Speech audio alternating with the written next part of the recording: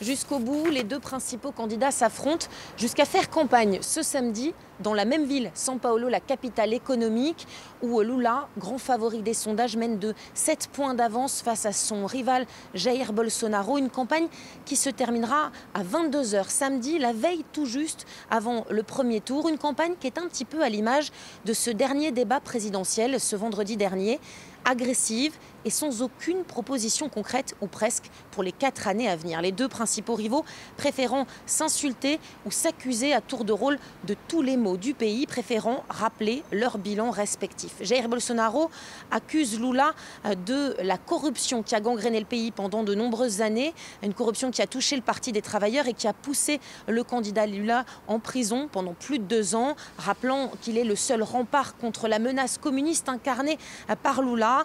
Un modèle de transparence et d'intégrité. De son côté, Lula accuse Jair Bolsonaro d'avoir plongé le pays dans une des plus graves crises sanitaires et économiques qu'il ait jamais connues, ramenant sur son territoire la faim qui touche désormais plus de 33 millions de Brésiliens. Cette faim que Lula se félicitait pourtant d'avoir réussi à éradiquer sous sa présidence. C'est donc bien plus qu'une guerre de personnalités qui se joue dans les urnes ce dimanche. C'est une guerre d'idéologie, de vision drastiquement opposées du pays.